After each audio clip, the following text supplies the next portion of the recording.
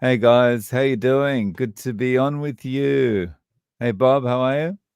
I'm doing pretty good. How about yourself, Dave? Yeah, excellent.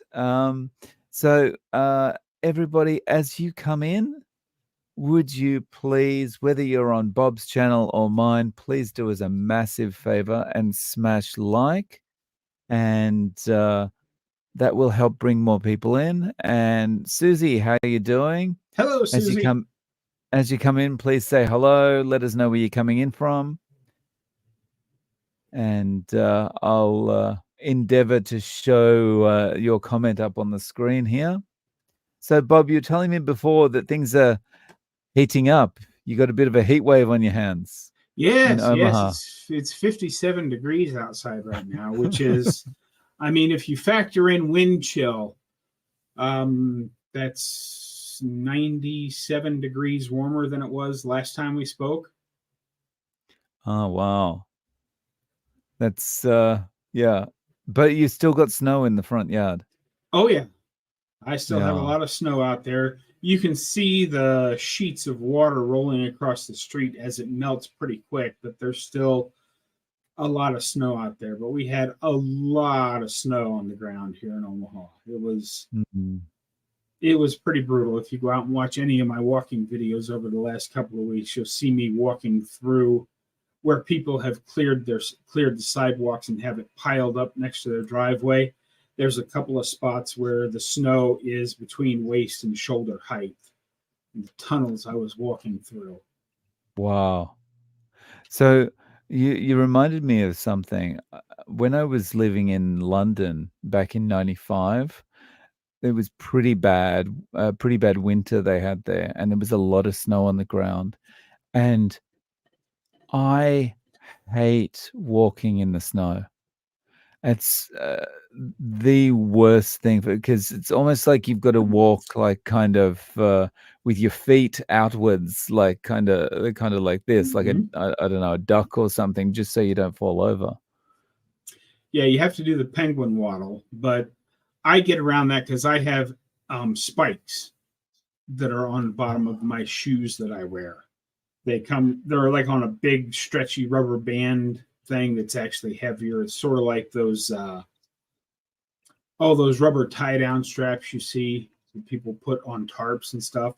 It's that thickness, and you stretch it out and put it over your shoe, and that gives both of my shoes about a quarter-inch deep metal spikes all the way down them. So again, Wow. if you watch any of my videos over the last couple of weeks, you will hear them crunching down into the ice underneath of Sounds like a good self-defense device as well. me. Um, wow. Yeah, so when I was in London, I'm walking on the snow and the ice, and I'm doing this penguin walk, and I just bought a new suit, and I'd bought it with some money, like a bonus my boss had given me. And so I'd gone out to this really nice tailors in London, a tailored suit. It was really good, high quality material. I'm walking along, doing my penguin walk in the snow, fell over, ripped the trousers, and that was the suit gone. So Yeah. yeah, I needed the spikes. Okay, so Jiffy, how you doing? Okay, and in Texas, we got 72 degrees. How you doing, Beth? Okay, Tony, how are you? Okay, so guys, I should have said also when I was asking you to smash the like button, please let us know if you've got any questions or you've got something you would like us to discuss. Just put a couple of cues in front so that we can, so that my uh, bad eyes will be able to see it. And yeah, they're not really bad. It's just the chat moves past pretty quickly sometimes. Um, so yeah, put a cue in front of it, and we will get to your question or your discussion point. But so what was on the menu today, Bob? I actually experimented today and Oh, I made some mistakes, but I know how to fix them if I ever do it again. I had seen somebody making, they called them breakfast cupcakes. Basically, they took lunch meat and put that into a muffin pan and then cracked an egg into it, added salt, and then sprinkled some cheese on top and baked them in the oven. Oh, wow. And they came out very good. One of the things I have to do is I have to get a little bit thicker meat. Maybe I'll try lining the muffin tin with like ground beef or something next time I try them, because the top part of the meat that was sticking out burned long before the egg was cooked to my liking. So I had to pull them out of the oven, and stick them in the microwave to finish them off. But they were very good. I had, basically 6 egg cups, which was 6 slices of ham, 6 eggs, and about 3 fingers worth of Parmesan cheese sprinkled on top of each one. They were very good. I may try them again by pushing, like I said, I'll push ground beef into the muffin tin, bake that for a little bit to get the ground beef started, and then crack an egg into them and do that. But for the most part, I'm still just eating ground beef and eggs. I bought a little bit of ham and a little bit of Parmesan cheese because I saw somebody, I don't remember who it was. I saw somebody making these and went, that looks pretty good. I think I'm gonna have to try that. So the last time I ordered groceries, I got a small package of ham that ended up being slightly too thinly sliced for what I was going to do. So they had some little tears, and the egg kind of leaked down into the bottom of the muffin tin a little bit. But it was good. It's surprising how much variety of items you can prepare even on Carnivore, right? Oh yeah. I follow a guy on Twitter or X called Carnivore JT, and he he sells this cookbook for like $5, I think, that has all these awesome recipes in there. And how do I know they're awesome? Not because I bought the cookbook, but because he actually puts videos on Twitter of him making the recipes. And some of this stuff looks awesome. And it's just the regular thing you would be eating. It's the ground beef, it's the eggs, it's the ham, the bacon, whatever. But he just does it in such a way, and it looks so awesome. It's like, yeah, it's crazy. So I recommend you follow him. Anyone that's interested in making some different stuff with their carnivore ingredients, it's Carnivore JT. Yeah, I ended up, if you go back in my channel about 3-4 months ago, I made a loaf of carnivore bread, which was a little on the shocking side. I was surprised that it actually sort of tasted like bread. How did you do it? I took a pound of ground beef, and after it was browned, I put it in the food processor. I added like a cup of pork panko, which is ground up pork rinds,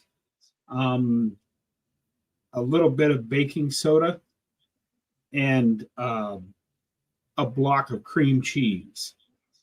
Ground it all up together in the food processor, put it into a baking pan, and baked it for 35 minutes. And it did not, it basically ground beef and pork rinds and cream cheese, but it really kind of tasted like bread.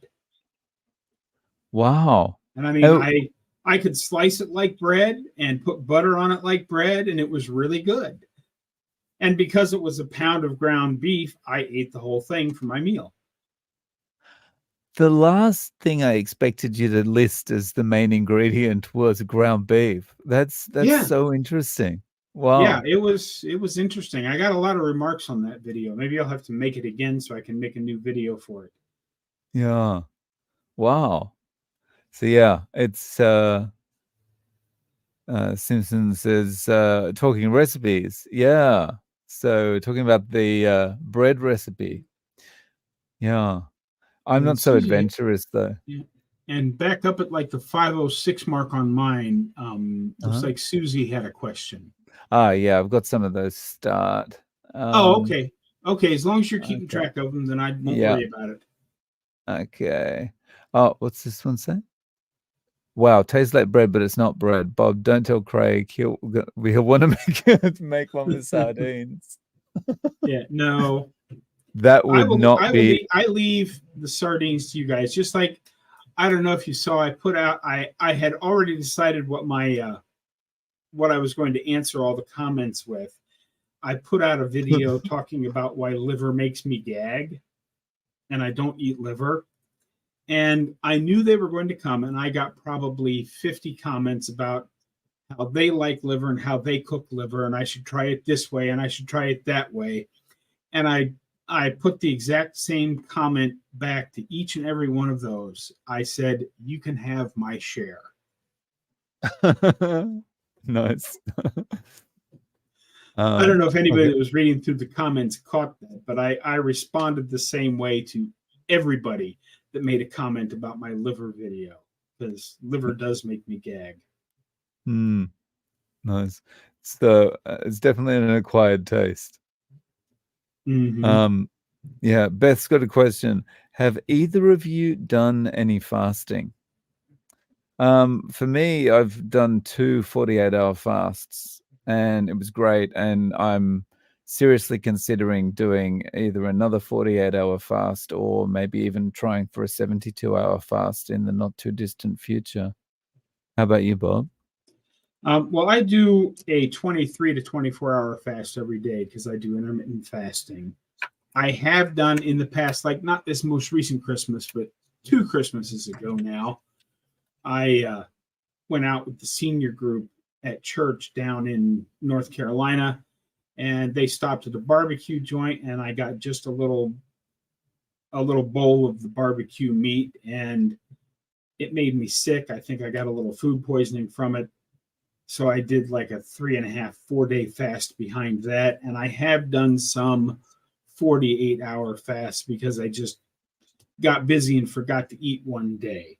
I'm being a little more intentional now in not fasting other than my usual just one meal a day, because I am basically at goal weight. And the last 6 months, I've been really concentrating on trying to build muscle where I haven't had any muscle. And in talking with Jonathan at Carnivore Muscle and Professor K and Coach Bronson, which are the 3 main people I follow for building muscle and nutrition advice,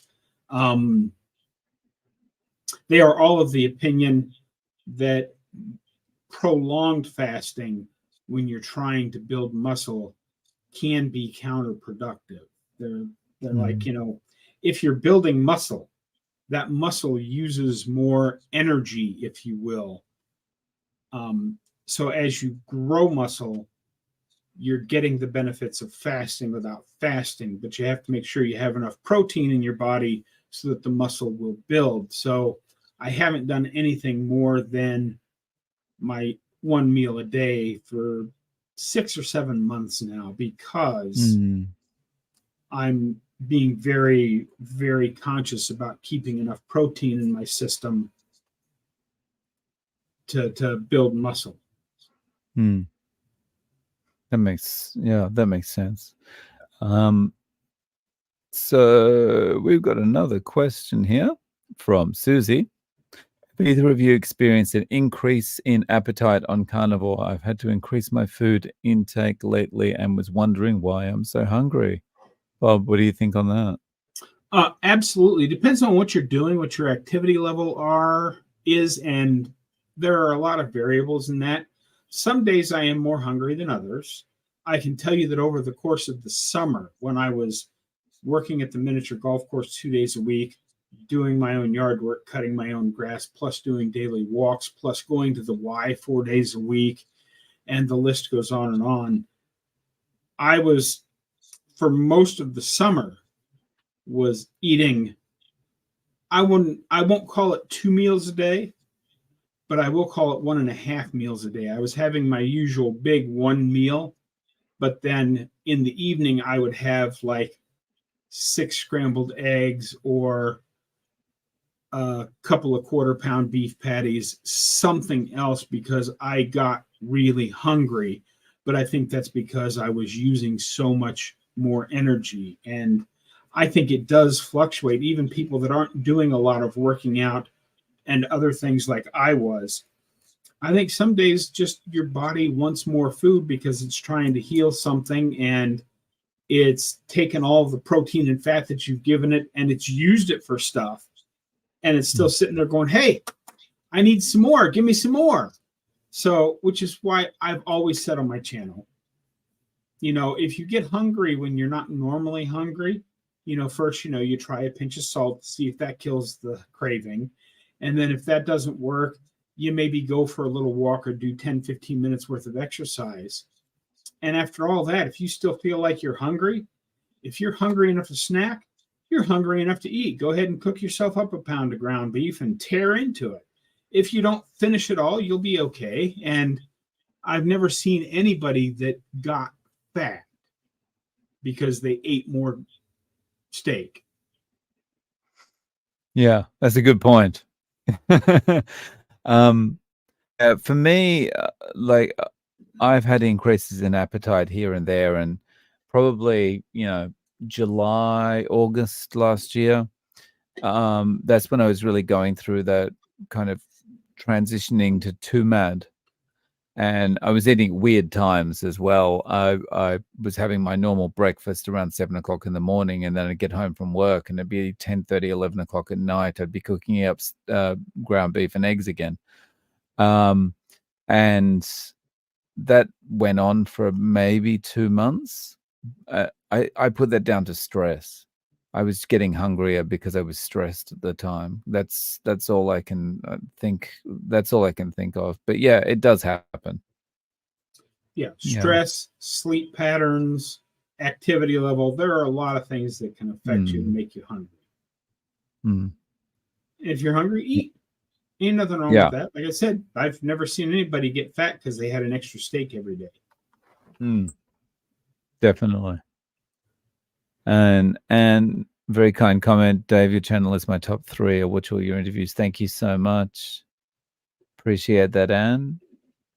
Okay, so I'm just having a look here. It doesn't look like we have any more questions unless it scrolled past quickly. I didn't catch it, but if you have a question, guys, please put a Q in front of it. If you've got a discussion point you'd like us to raise so that the broader discussion can go in a particular direction, please let us know by putting a Q in front of it. Other than that, please do me a massive favor. And if you're on my channel, smash like. If you're on Bob's channel, smash like. If you happen to be picking this up through some kind of alien transmission, please smash like wherever you can. And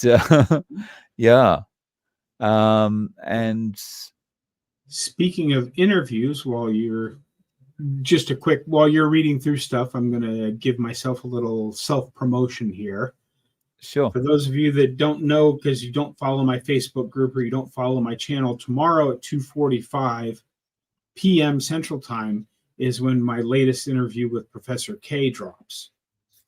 And he drops, as usual, a lot of knowledge in a very short period of time. And I tried to avoid the things that we talked about in the first interview I did with him about 9.5 months ago.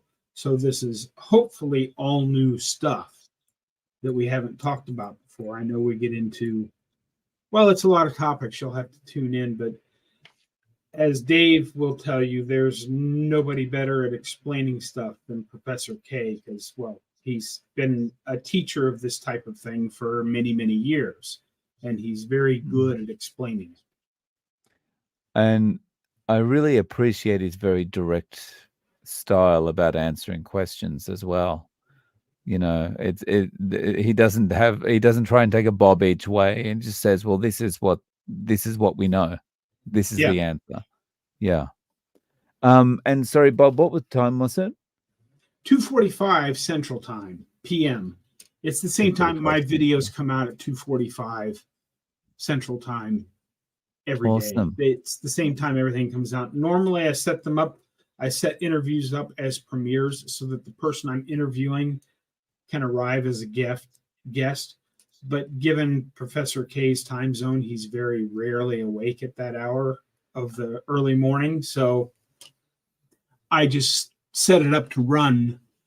And if he happens to be awake, that's his premieres of his stuff usually comes out at 2 o'clock, about 45 minutes before that.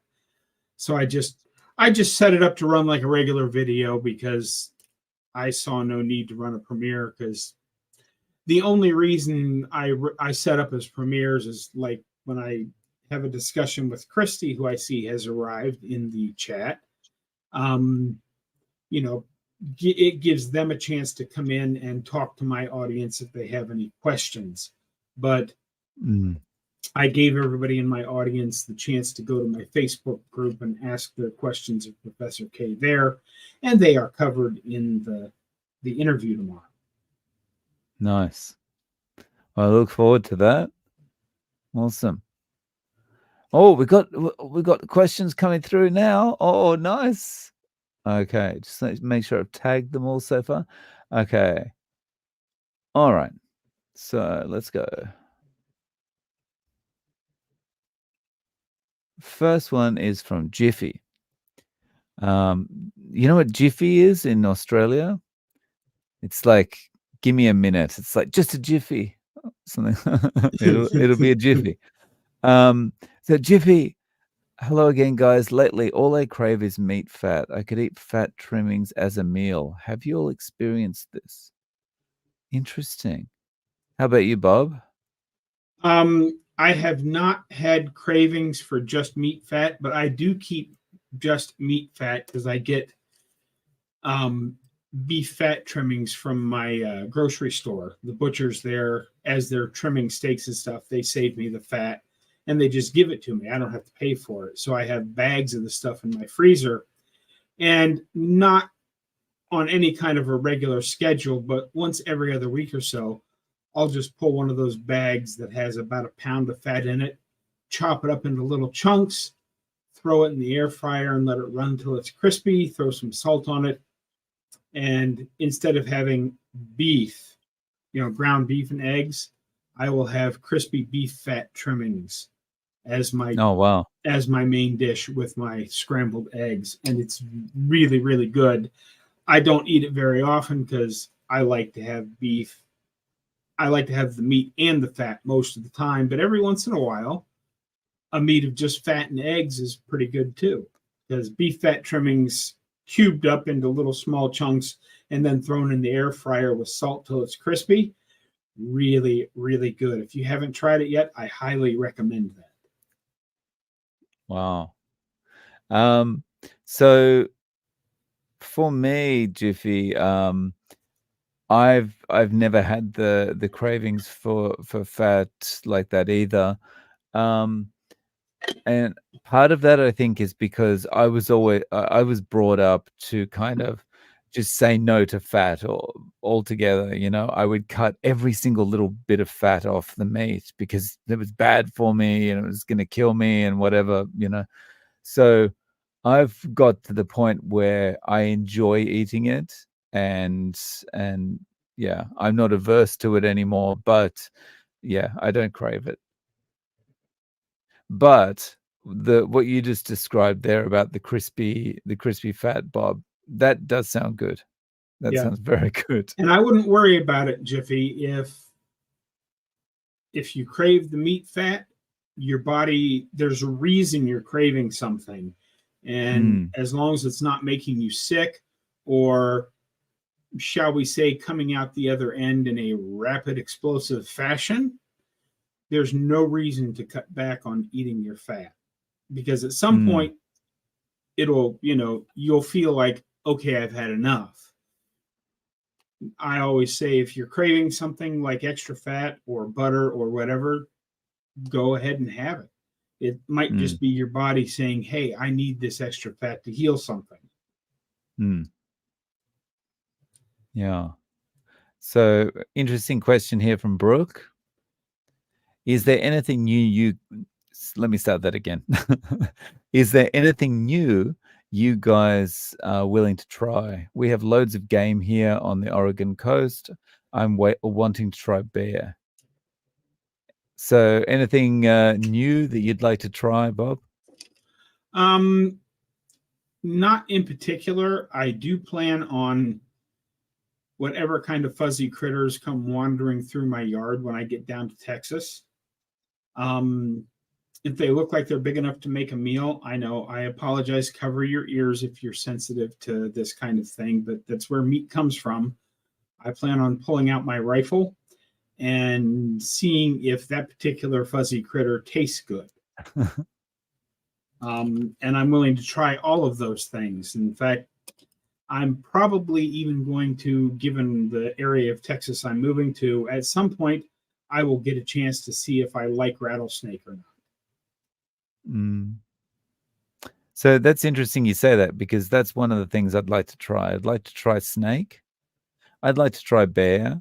So I've had kind of foods, those kind of, if you want, gamey kind of meats or something. Like I've had deer and had Deer and crocodile. squirrel and Yeah, crocodile, kangaroo, emu, ostrich, and they're all great. They don't have, some of them don't have a huge fat content, so they're not as satiating as beef would be. But you know, it's I think it's good to try them all.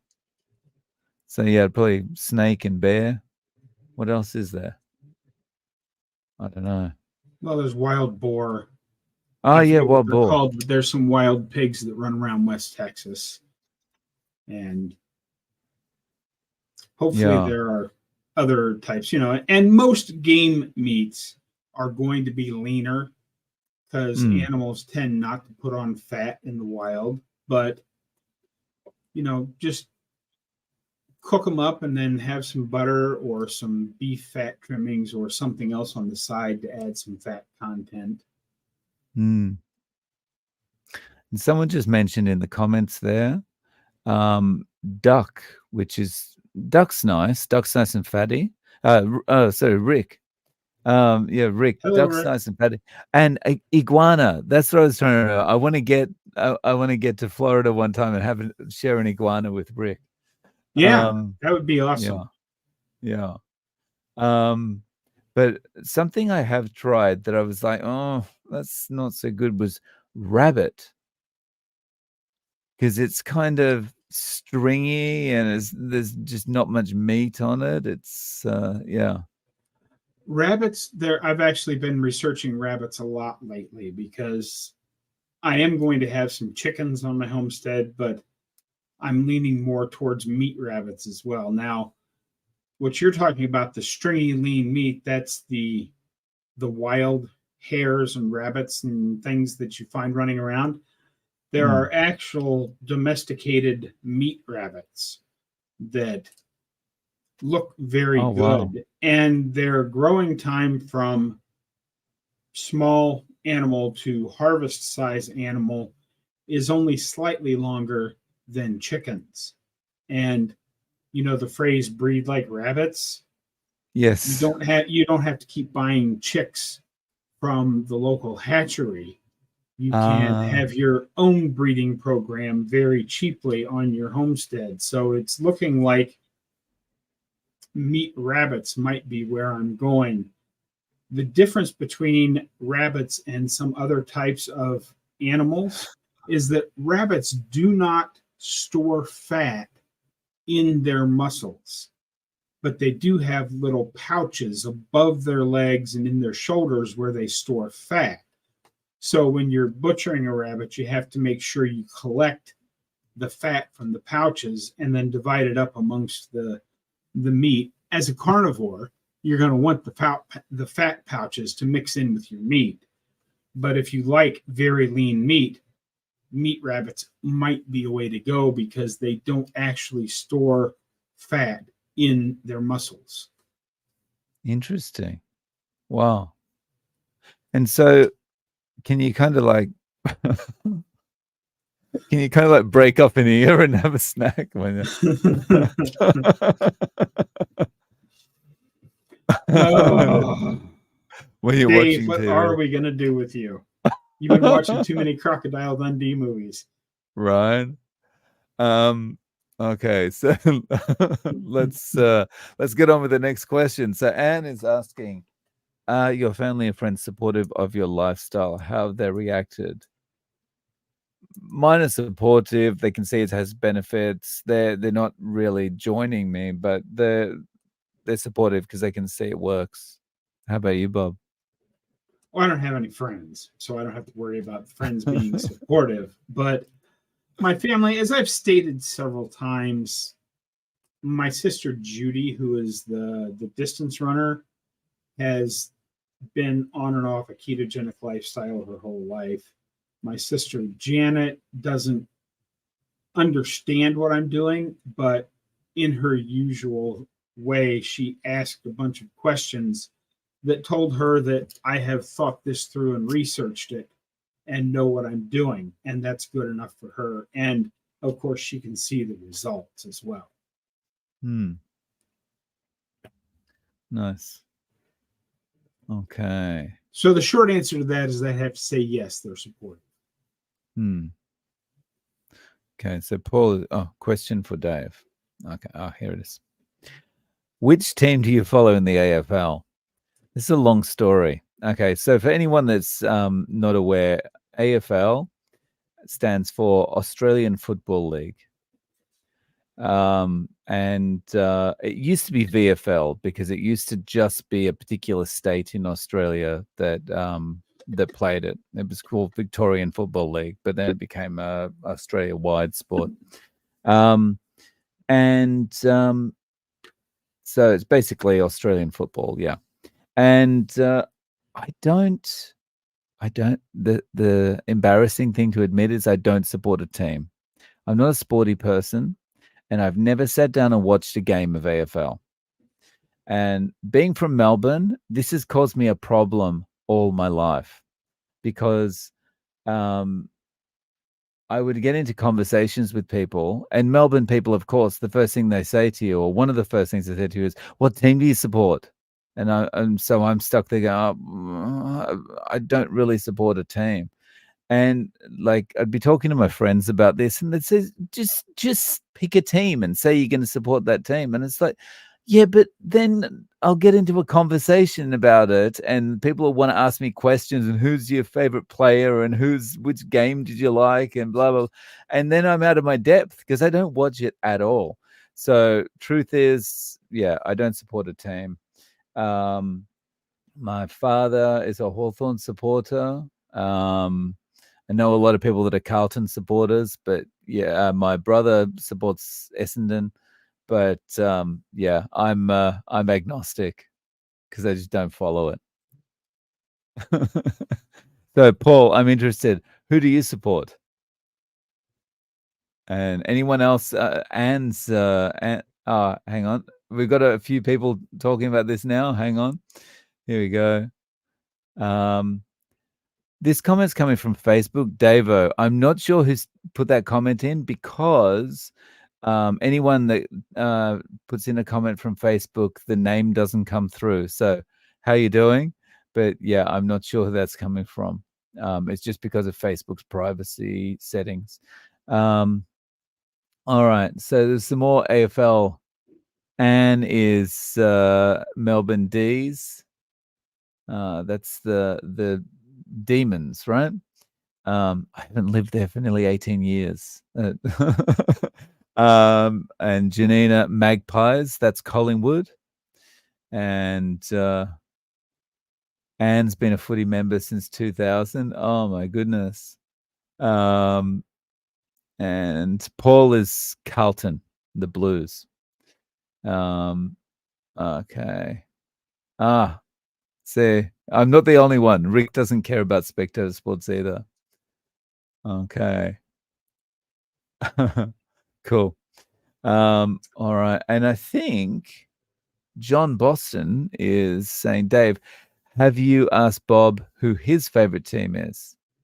I have a feeling we did talk about this once, but I've forgotten. Who's your favorite team, Bob? I don't know. I'm assuming this AFL you're talking about is soccer. That's played with a round ball. No, it's played with it. So it's the same shaped ball as American football, but it gets kicked and Yeah, it's they don't wear the same kind of outfits as in American football. Mhm. Yeah, I don't know anything about it, but if you want to know who my team is, it's the Ohio State University. They play Ohio football, State. they play basketball, they play baseball, they play 41 sports. And I'm an Ohio State fan. My dad played Uh-huh. football for Ohio State. My mom graduated from Ohio State. I graduated from Ohio State. I have 96 first cousins, all of whom graduated from Ohio State except one because she had a full riding cheerleader scholarship to Kentucky. So I Mm. come from a long line of Ohio State people. Wow. Okay. And how are they as a team? They're the best. The best. They Is are, that yeah. because Well, I'm asking knowing absolutely nothing about it. yeah, no, Ohio State, they finished second in the Big Ten this year behind that team up north that ended up winning the national championship, but now their coach is gone. Um, the thing I look at is that if you look at the Forbes list for most valuable sports programs in college, there's only one university in the country that is in the top 10 in both football and basketball, and that would be the Ohio State University. Hmm. Yeah. Oh, interesting. Okay. Wow. We've opened up a can of worms by talking about sport here. Yeah, yeah. Welcome to Bob and Dave's Sportscast. Oh, that's funny. Uh, Oh, and hang on, what's Craig saying? Um, they might play 41 sports, but they can't beat the Michigan Wolverines. Oh my goodness. well, if you look over since time began, because I understand where little kids your age only look at the last 5 or 10 years, which Ohio State actually has a winning record over the last 10 years. But if you look at the entirety of history, which goes back 130 games, it's very, very even. And, Mm, we won't talk about, yes, they currently have a 3-game football winning streak against us. But prior to that, we had an 8-game winning streak against them. So, and they've never had an 8-game winning streak against us. That's all I'm really going to say about that. mm. Because I don't say that team. I don't say the M word. It's the team up north. I don't say the M word because that's as bad as a 4-letter word.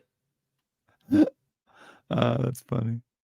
So if you're enjoying Dave and Bob's Sports Hour, please do us a massive favor and smash the like button. Oh dear. Um, let's have a look. Okay.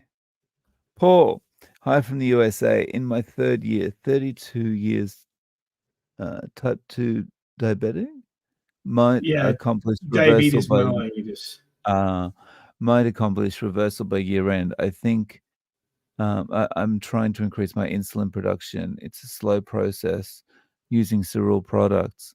Well, um, it's good to hear you're on the way, and I hope that you do accomplish reversal by the year end. And I can just imagine, like, when something like that happens and everyone's the medical profession's telling you, like, "You just stuck with it. Just take this medication." It just feels, like, so hopeless, and to have the hope that, like, this is actually something that can change and I can reverse this, it's a really positive thing. So, yeah, I hope that, you have success with that, Paul. Um Yeah, Okay. just Paul Hill. Oh, stick with it. sorry. Yeah. I just wanted to say, stick with it. Don't give up. Some Mm. people heal faster than others. Some people never actually get full healing but everyone gets some improvement on the carnivore Mm. diet. And I believe you get some improvement from using cerule products. But it's not, there's no easy button, there's no quick fix. There's, that's the whole thing. The pharmaceutical industry over the world over the last 30 years, even longer, over the last 50, 60 years, people have been looking for the magic pill that fixes what's wrong with you. Well, unfortunately, the pharmaceutical industry is not interested in giving you the magic pill that actually cures whatever ails you. They are interested in the magic pill that covers your symptoms so you feel better, but don't actually get rid of the problem you had, so that you can continue to buy their magic pill. It is a slow process. Just hang in there, keep going, Paul. Mm. Yeah, and on that topic, there's a thing. The only person that benefits from the quick fixes are the people selling the idea of the quick fix, because it makes them a quick bit of money. Absolutely. I Mm. wish there was something to sell in carnivore. Here, Mm. buy this kind of meat from me because it'll heal you 10% faster. I could make a fortune. But as Dr. Barry says, there's nothing to sell. You just Mm. eat meat fat and drink water and you're good to go. Yeah. The secret, only I have the secret healing cows where I produce my meat. And see, that's my plan for my homestead.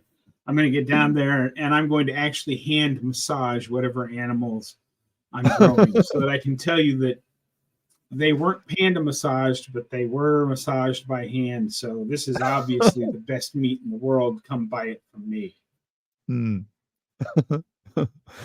Paul Hill, a discussion point. I found out last week that if something is quite game, soak it in vinegar and it takes the gaminess away. Oh, really? Did you know that, Bob? I have heard that.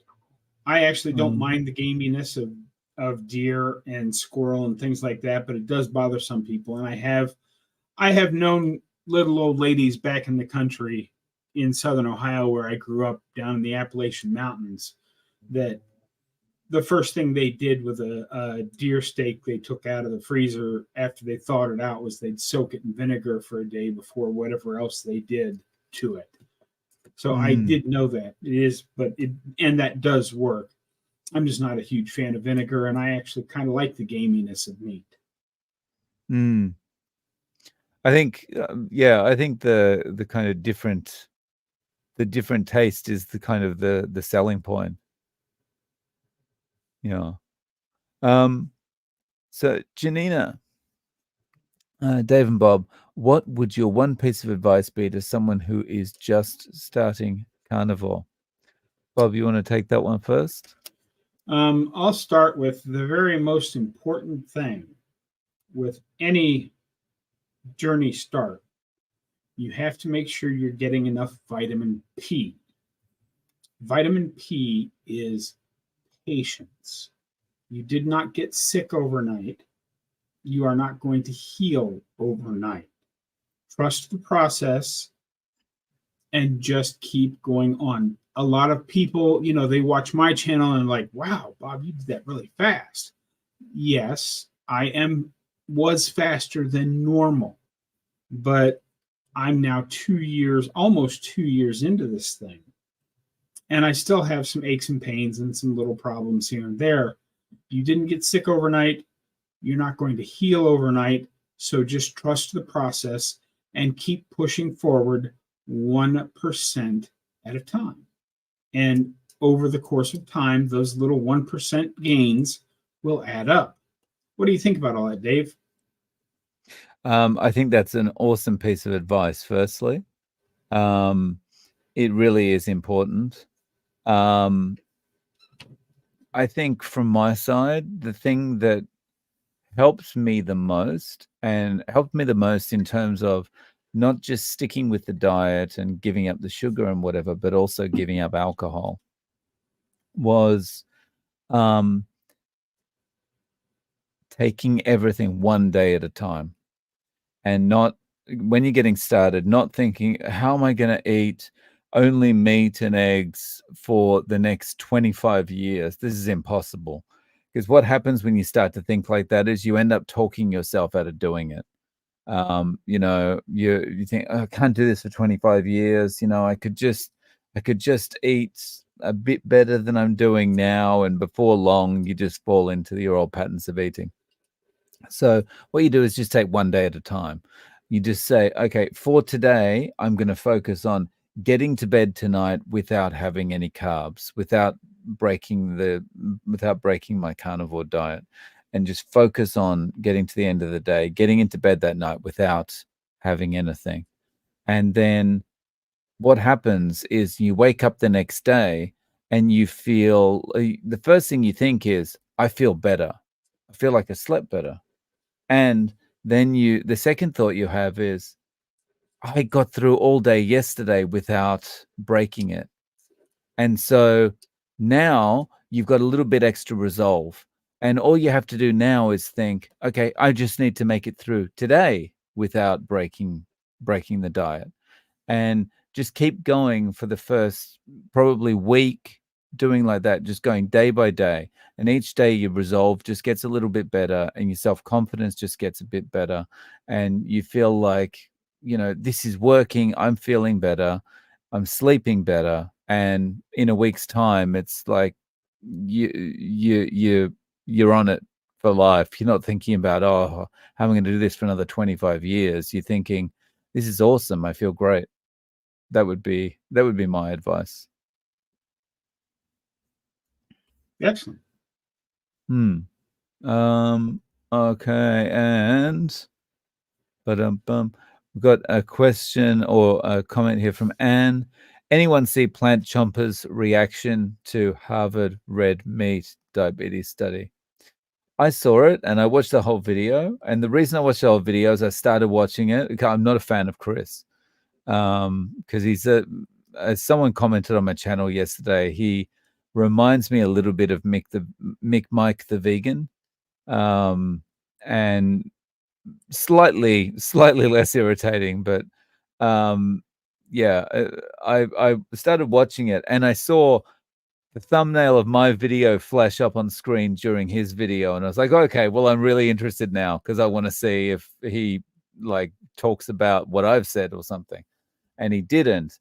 But I thought it was interesting. He had, you know, it didn't go all witty or weird or anything. He tried to be balanced, but I was a little bit irritated about the 20-minute mark when he brought up a carnivore dieter. I think the guy was a carnivore dieter or somewhat keto, who had died of a heart attack. And I thought, well, you know, so what we're saying now is that there's no plant-based dieters that have ever had a heart attack. That seems like a little bit of a stretch.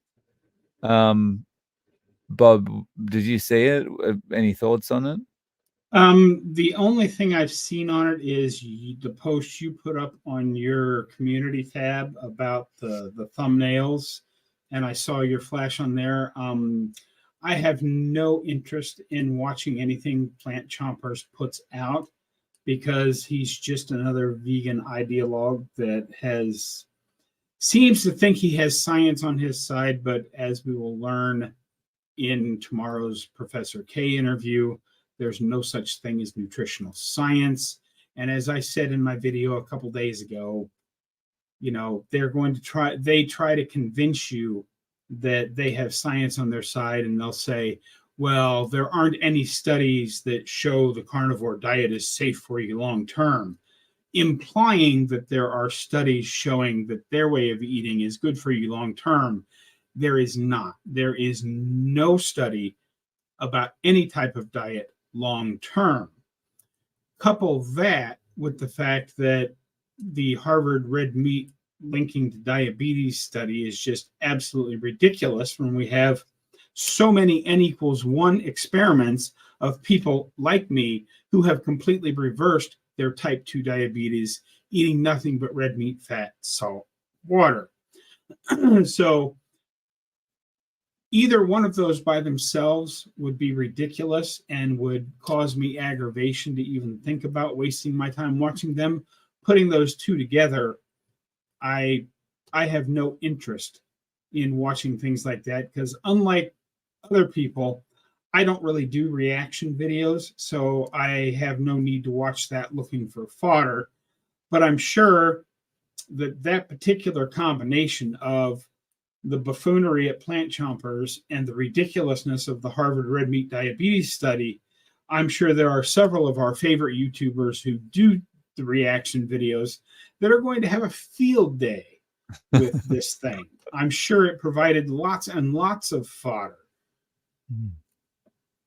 Yeah, definitely. And yeah, the more I think about it, the more I think I should just have gone, I'm not watching this actually, because just the fact I made that community post yesterday, that was out of irritation with what I saw in it. And it's just there's no point in me watching it to get irritated because it's just the same, repeating the same thing over and over again.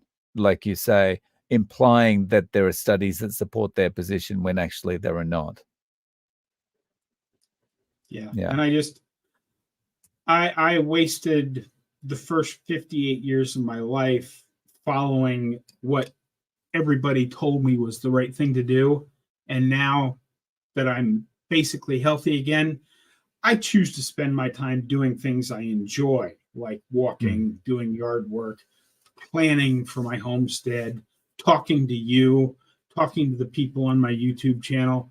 I have, I might only have a day left on this earth, or I might have another 30 years. I don't know. None of us know. So I choose to spend my time doing things I enjoy. And watching some trash like that just doesn't seem like something I would enjoy. Yeah. Well said. Okay, so we have got, that just jumped down again. We had 95 people in the live before. We've got like we've got nearly 10 minutes before we finish up today. Let's see if we can break 100. We've got 89 people now. Let's see if we can get 11 more people in. If you haven't smashed the like button already, can you smash like, and let's see if we can get that number up to 100. And DC, how you going? Thanks for dropping by. Okay. Yeah, and Simpson at 550 has an interesting, just above that one that you posted is an interesting comment about the carnivore who died of a heart attack. Okay. And also, thank you, Simpson. And also, how long has that carnivore who died of a heart attack eaten that way? It takes a while to heal, and the damage could have happened way before he went carnivore. See, this is a really good point. And this is one of the reasons I keep thinking to myself, you've got to stay off Twitter, you've got to stay off X, is because it's like going on there is a great way to network with people, but also like it's just so toxic. And you've got cardiologists on there, like well-known cardiologists and lipidologists that like someone's been on the carnivore diet or a keto diet even for 6 months, and then they'll have a stroke or something like that. And like you've got these cardiologists and lipidologists saying, do you see, it's keto. And it's like, no, these things don't just happen like that. This is years and years and years of abuse to your body that cause this. It's not like, I had a Twinkie yesterday and I had a heart attack. It's like I had Twinkies over the last 55 years every single day for lunch, dinner, and breakfast. And that's why I had a heart attack. You're pointing at yourself. What, you mean it wasn't the carnivore diet that gave me my triple bypass? It was Twinkies and pizzas and Pop-Tarts? Yeah. Could be. And so I think one of the big lesson that I've really learned over the last 20 months is that even highly educated people do not care about context if it doesn't serve their purpose. They only care about context if it proves them right. And it's like, I would have thought doctors and people that are looking after other people's health would have been a little bit more careful in the things they say. Hmm. Sorry about the rant. What do you think about that, Bob? Yeah, no, that's exactly it. Heart disease, strokes, all of the bad things that are the big killers in the world take decades to develop. Mm, Changing your diet for 30, 60, or 90 days is not going to cause anything mm, that's like that. Even, I just did I think it was the video that came out today on my channel where I'm talking about kidney disease and kidney stones. There are people that are like, oh, I tried that keto thing and it gave me a kidney stone. Well, no, the keto thing didn't give you a kidney stone. You had a kidney stone that was so big it couldn't get out of your kidney. mm, And when you stopped dumping oxalates in your system to make the stone bigger, it actually began to shrink. And it was actually healing, but then it got small enough to where it could be passed. And that's where the pain happens when it's trying to work its way out of your kidney and out of your system. That's where the pain happens. So, no, keto didn't actually, come on, camera, let's focus a little bit here. There we go. The keto carnivore did not give you a kidney stone. You had the kidney stone and it actually made it better. But because as it got better, it was then able to begin to pass. That's why you had the pain. So rather than asking the question, rather than just the immediate reaction of, oh, hell, carnivore, give me a kidney stone. No, you need to ask yourself, how long has that been going on? And is my current way of eating helping that or harming that? And I think you will find unequivocally that the carnivore / ketogenic way of eating helps all of those things. Did not cause your heart attack, did not cause your stroke, did not cause your kidney stone. All those things, as I said, take decades to build up. mm. There, my rant's over on that for now. Yeah. Nice. So we're almost at the top of the hour. So we've got one more question here. Maybe let's tackle this question and then we'll sign off. And this one's from Brooke. Don't you find it fascinating that the common people can simply come to a logical conclusion to matters like this rather than highfalutin egotistical scientists and doctors? It's dumbfounding. My thoughts on this are simply that that's one of the reasons, or that's the main reason, that we need to protect the internet as much as possible to keep it as free to speak out about anything as we can, because it's through that freedom to have different opinions about things that we've all been able to kind of coalesce around this idea that, okay, well, maybe the nutrition guidelines have been wrong and maybe there's a different way. And once if things get locked down so that we can't discuss things like that, then it makes it a lot harder to crowdfund solutions like this. Bob, any thoughts?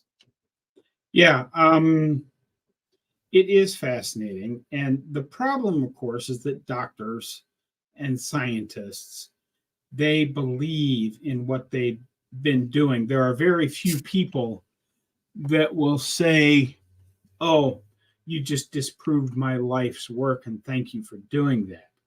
The good example of this, there's very few of them that will do that. If you look at Dr. Gary Fettke, or maybe it was Tim Noakes, I think. Tim Noakes that both wrote the book on running.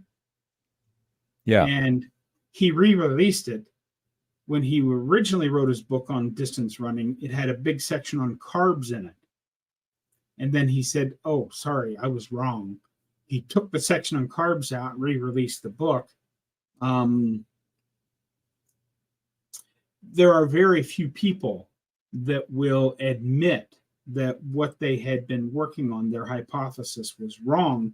That's why, as many doctors, especially Dr. Barry, and I know Dr. Chafee says it occasionally too, science progresses one funeral at a time, because the guys who know, or supposedly know, have the long white lab coats, and whoever has the longest white lab coat is in charge. And if your lab coat isn't as long as his, you have to take your lead from him. And then when he dies, the next person is allowed to step up and have the longer white lab coat. So it is very hard to move science forward. And one more quick point, since sorry, we're running a little over here, but I have to make this point, Dave, that I think doctors, for the most part, there are good ones out there and there are bad ones out there. But as a generalization, doctors have lost their curiosity and their critical thinking skills. They are now primarily a profession of algorithms and flowcharts, and they wait for the drug reps to come in and tell them what they're supposed to think about these set of symptoms, rather than trying to critically think about what can I do to alleviate this condition the person has. They just hear, oh, well, he's got this symptom, and that symptom. The drug rep told me this was a good drug for that, so I'll give them this drug. I've done my job for the day, time to go home and collect my paycheck. Because they're just not thinking critically anymore. It's very different from even as recently as when you and I were in our 20s and 30s, Dave. Doctors would actually sit and think about stuff. They wouldn't just, ask questions. They would ask questions rather than coming in, basically with modern medicine, they get like 8 minutes to spend with each patient. So they've already collected all of their data that the nurses have been asking their routine questions. So they have their flow chart ready to go. They walk in, they plug the flow chart in, they write their prescriptions, and they're back out the door to the next patient. Nice. Yeah, very well said. So guys, thank you so much for joining us.